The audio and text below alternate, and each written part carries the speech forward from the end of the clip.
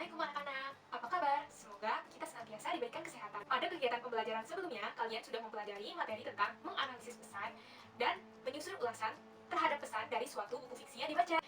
Ayo, siapa yang masih ingat dengan materi pembelajaran pada pertemuan sebelumnya? Langkah mudahnya adalah dengan menerapkan 4M, yaitu 1.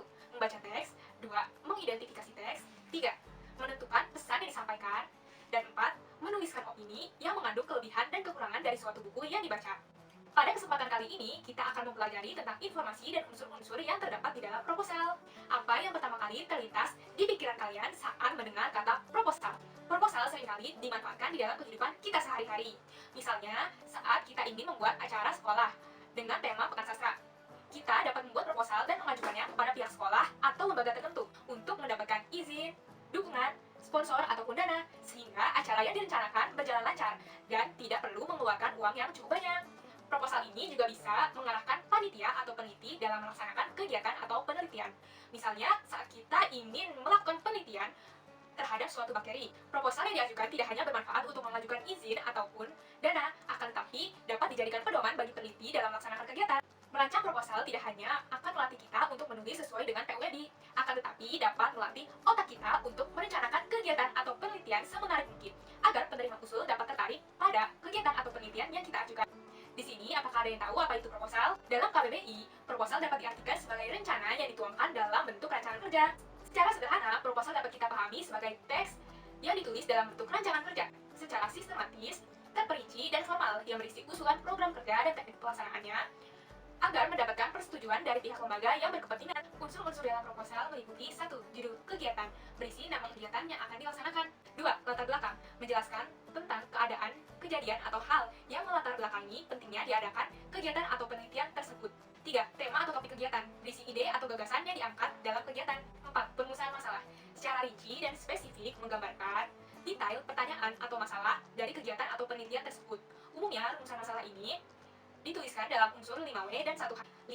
Tujuan, berisi uraian yang dijelaskan secara rasional dan persuasif mengenai kegiatan atau penelitian yang akan dilaksanakan, agar arah kegiatan atau penelitian tersebut semakin jelas. Tujuan tersebut harus memberikan kegunaan dan manfaat bagi sasaran yang dituju. Umumnya, tujuan menjawab permasalahan yang dirumuskan pada rumusan masalah. 6. Ruang lingkup kegiatan, penelitian atau kegiatan yang diusulkan harus dijelaskan batas-batasnya, dengan mendeskripsikan minimal 2 manfaat, baik secara teoretis maupun praktis. 7. Kerangka teoretis dan hipotesis, yaitu mengemukakan telaah teori atau hasil-hasil dari penelitian sebelumnya yang berhubungan dengan masalah yang akan kita teliti.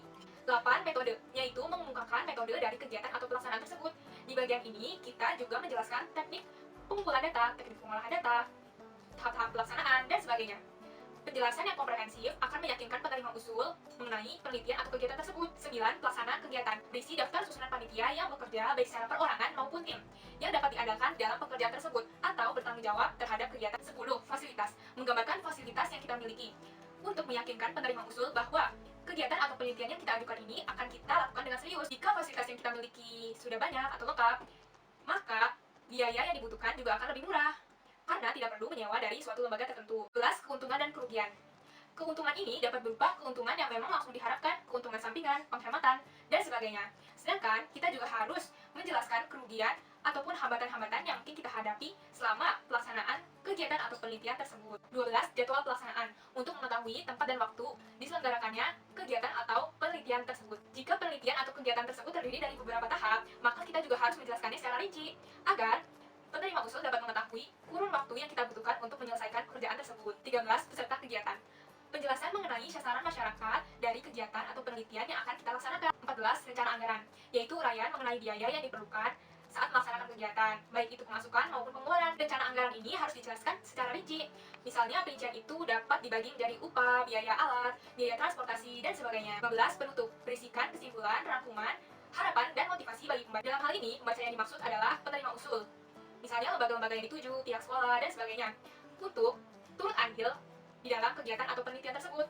Di dalam penutup ini juga kita harus meyakinkan penerima usul untuk dapat menerima ajuan proposal kita. 16. Daftar pustaka, sebagai ciri keilmiahan seorang penulis yang tidak melakukan plagiasi dan memudahkan untuk mencari sumber-sumber tertulis lainnya mengenai masalah yang serupa.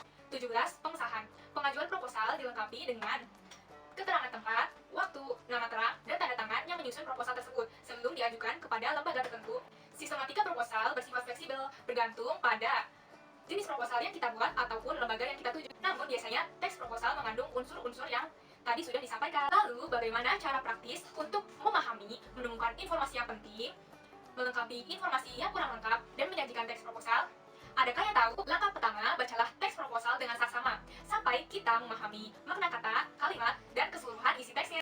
Karena di dalam teks proposal mengandung banyak sekali kata teknis.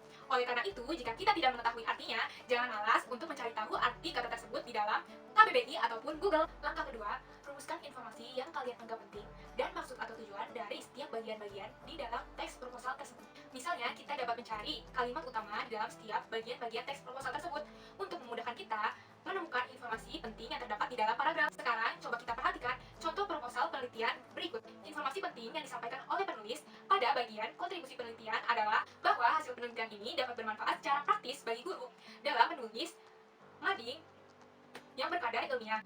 Lalu, apa maksud atau tujuannya? Yaitu memberikan kontribusi bagi para siswa SMA Negeri 3 Tasikmalaya dalam meningkatkan pengetahuan dan keterampilan dalam menulis tulisan yang berkadar ilmiah. Langkah ketiga yaitu periksalah teks proposal tersebut. Apakah bagian-bagiannya sudah lengkap? Jika sudah, catatlah manfaat dan inspirasi yang dapat Anda kembangkan.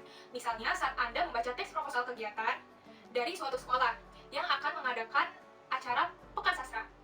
Setelah membaca teks proposal tersebut, kalian mengetahui bahwa acara ini merupakan acara rutin yang diadakan setiap tahun. Kamu dapat menyumbangkan ide kamu dengan merencanakan pelatihan penulis. Misalnya, mengundang sastrawan seperti Boy Chandra untuk meningkatkan keterampilan siswa-siswa di sekolah sana dalam menghasilkan karya sastra. Langkah keempat, presentasikanlah hasil analisis yang telah kalian kerjakan dengan memperhatikan keterperincian uraian, kelogisan dalam perencanaan, dan kejelasan dalam penyampaian. Struktur dan kaidah kebahasaan juga menjadi pedoman dalam mendiskusikan ketepatan dan kelengkapan suatu teks proposal. Bagaimana?